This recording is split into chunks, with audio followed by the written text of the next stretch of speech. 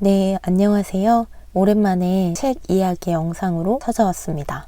오늘 소개할 책은 한강 작가님의 흰이고요. 지금 화면을 보시면 꿀벌 키우는 사람이라는 책이 보이실 텐데 조만간 읽을 예정인 막상스 페르민의 책입니다. 색채 3부작 중에 마지막 책이거든요. 원래는 눈이라는 책이 너무 예뻐서 읽어보고 싶다라고 하다가 찾아보니까 색채 3부작이라는 시리즈가 있고 이 책이 마지막이더라고요. 그런데 꿀벌이라는 소재가 매력적일 것 같은 거예요. 꿀벌 키우는 사람이라는 제목이 주는 그 느낌이 상당히 신비롭게 이 책에서 그려지고 있을 것 같아서 구매를 했는데 중고로 몇 권을 모아서 주문을 했어요. 그런데 보통 띠지도 북 디자인의 중요한 요소 중에 하나잖아요. 왠지 중고 서적이라서 띠지가 없을 것 같은데 하면서도 혹시 있을지도 몰라 라는 생각으로 주문을 했는데 다 띠지가 없더라고요. 근데 몇 페이지 넘기다 보니까 이 면지도 보시면요, 보랏빛이잖아요. 그 이유가 있더라고요. 이 책에서 라벤더라는 것이 중요한 또 상징물로 나와요. 그래서 인터넷을 뒤져보니까 책의 띠지가 이렇게 예쁜 라벤더 빛으로 디자인이 되어 있더라고요. 근데 이 책은 이 띠지가 주는 함의 자체가 굉장한 책이다. 그래서 이 띠지를 꼭 두르고 손에 쥔 채 책을 같이 읽어 나가야 되는 그런 책이라는 생각이 들더라고요. 그래서 샀잖아요, 이미. 읽었어요. 읽다가 아무래도 안 될 것 같은 거예요. 그러니까 이 띠지가 있고 없고의 차이에 따라서 제가 이 글에 이입되고 이 글을 느끼는 그 감도가 몇 배는 차이가 날 것 같다라는 생각이 들더라고요. 그래서 고민하다가 그냥 새 책을 다시 구매를 했습니다. 조만간 읽을 수 있을 것 같아요. 근데 한강 작가님의 흰이 오늘 이제 소개할 책이라고 했는데 왜 막상스 페르민의 꿀벌 키우는 사람을 얘기하느냐라고 하면 사실 요즘 좀 한국이 좀 어지럽잖아요. 그래서 저도 좀 비는 시간에 책을 읽고 싶은데 도저히 서사가 깊거나 길거나 글이 빼곡하거나 이런 책을 못 읽겠더라고요. 그러다가 이 책도 발견한 게 되게 글에 여백이 많아요. 좀 시적인 느낌도 들고요. 지금 좀 심란한 와중에도 읽어볼 수 있겠다라는 생각이 들더라고요. 그래서 이제 읽으려고 하다가 새 책을 구매하게 됐잖아요. 근데 이 새 책이 배송에 시간이 걸렸어요. 그러다 보니까 다른 거 읽을 게 없나? 라는 생각을 하던 와중에 집에 한강 작가의 흰이 있었거든요. 근데 그걸 까먹고 있었어요. 근데 이 책처럼 여백이 좀 많은 책, 그 여백 속에서 한가롭게 거닐 수 있는 책, 그런 것들이 없나라고 생각을 하다 보니까 한강의 흰이 떠오른 거예요.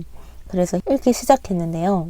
사실 한강 작가님이 이번에 노벨문학상 수상하면서 정말 엄청난 판매고를 세웠잖아요. 저는 이제 노벨문학상 타셨으니까 읽어봐야지 이런 생각으로 이번에 흰을 읽은 건 아니고요. 지금 제가 읽을 수 있는 책, 읽는 것이 가능한 책을 고민하다 보니까 이 책이 떠올라서 읽게 되었고, 네, 흰인데요. 결론부터 말씀드리면 이 불편한 시기에 흰을 통해서 제 안에서 많은 것들을 잠시나마 복원할 수 있는 그런 시간이 돼서 제 생각 이상으로 너무 많은 것을 감사히도 얻은 책이 되어서 이렇게 영상을 켜게 되었고요. 이 흰은 정말 여백이 많은 책이라서 독서를 조금 빨리 하시는 분이다 라고 하면은 정말 3-4시간 안에도 읽을 수 있을 것 같아요. 이 흰이라는 책의 주제랄까? 그걸 짧게 말해보자면 작가님한테 언니가 있었다고 하는데요. 그 언니는 한강 작가님과 같이 자라나지는 못한 너무 이르게 태어나셔서 수습할 방도 없이 조금 일찍 하늘로 가신 그런 분인데 한강 작가님한테는 어쨌든 언니라는 존재일 테죠. 그런 영적인 존재를 생각하면 할수록 그 사람을 한강 작가님이 소년이 온다 탈고를 끝내고 떠난 폴란드 바르샤바에 머물면서 언젠가 흰이라는 그런 주제로 내가 책을 써야겠다라고 곱씹다가 그 바르샤바라는 도시가 흰 도시였다는 것을 어느 순간 깨달으면서 그 안에 한강 작가님 이전에 이 세상에 잠시간 존재했던 언니의 영혼, 언니의 넋을 결부시키면서 태어난 소설이다라고 저는 개인적으로 그렇게 읽었습니다. 표지를 이렇게 보시면 한강 소설이라고 이렇게 되어 있는데요. 그냥 읽기 시작했기 때문에 사실 저는 이게 한참 동안 에세이인 줄 알고 읽었어요. 근데 읽다가 다른 사람들 리뷰도 보고 그러니까 이런 게 소설이라는 게 낯설었다라는 그런 말씀들이 많으시더라고요. 그래서 저도 이게 소설이라고? 하면서 다시 한번 이렇게 표지를 확인하게 된 거예요. 그러니까 이 글은 소설인데 한강 작가님의 개인적인 목소리랄까? 삶의 사건 이런 것이 깊이 느껴져서 자전적인 에세이가 소설의 외피를 둘러싼 듯 그런 느낌을 주는 소설 같습니다. 한강 작가가 바르샤바에 머물면서 그곳이 흰 도시라는 것을 깨달은 순간이 책에는 그려져 있는데요. 작금의 대한민국의 상황과 굉장히 오버랩 되면서 정말 더 깊게 이입이 되더라고요. 여기 보시면 1944년 10월부터 6개월여 동안 이 도시의 95%가 파괴되었다고 그 필름의 자막은 말했다. 유럽에서 유일하게 나치에 저항하여 봉기를 일으켰던 이 도시를 1944년 9월 한 달 동안 극적으로 독일군을 몰아냈고 시민 자치가 이루어졌던 이 도시를 히틀러는 가능한 모든 수단을 동원해 깨끗이 본보기로서 쓸어버리라고 명령했다. 네, 이 쓸어버리라는 이 말 왜 이렇게 낯설지가 않은지 이때부터 더 이 책에 친밀한 애정을 느꼈던 것 같고요. 제목이 흰이다 보니까 하얀 그 세계에 제가 저벅저벅 발자국을 내면서 정말 걸어가는 듯한 그런 느낌도 받을 수 있고 많은 분들이 조금 이 책을 해석하는 걸 난해해 하시는 것 같았어요. 근데 그냥 저는 자연스럽고 편안하게 읽는 것이 어떨까. 한강 작가님한테는 언니의 삶을 이어받든 아니면 대신 살든 그 빈자리를 본인의 힘으로 메우면서 나아가고 있다는 생각을 할 수도 있잖아요. 어쨌든 본인보다 먼저 부모님에게 찾아온 생명인데 조금 일찍 하늘로 가게 되었으니까 그 존재를 곱씹다 보면 이 삶을 해석하거나 느끼는 그런 감수성 자체도 엄청 깊어질 수밖에 없고 그렇기 때문에 그 언니의 넋을 불러와서 마침 히틀러에 의해서 본보기로서 폭격되어서 그 위에 잿빛 재들이 내려앉은 그 하얀 심상을 지녔던 도시에서 언니의 넋을 불러옴으로써 언니를 복원함과 동시에 그 도시를 동시에 복원하는 그런 글을 쓰신 것 아닌가라는 생각이 저는 들었고요. 그래서 이 책은 한강이 태어나기 전 이제 하늘나라로 간 언니를 기억하고 그를 되살려 재건하는 일이 되었고요. 바로 폴란드 바르샤바에서 한강의 흰은 언니의 유령이자 얼룩이 되어 나타납니다.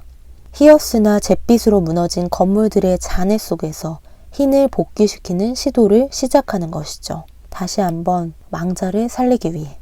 아직 한강 작가님에게는 육신이 있으므로 언니의 넋을 기억하고 불러낼 수 있었고 한강 작가님의 몸에 입힐 수 있었던 것이죠. 그래서 그 넋이 이 세상을 돌아다니고 또 무언가를 느끼기도 하고 우리에게 흰의 감각에 대해서 이 세상과 저 세상의 이제 경계를 허물면서 느끼게 해주는 책인 것 같습니다.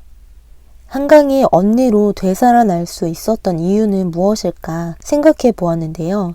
그건 흰이 무엇이든 시작하고 되돌리는 바탕이기 때문은 아닐까 그런 생각을 해봤습니다.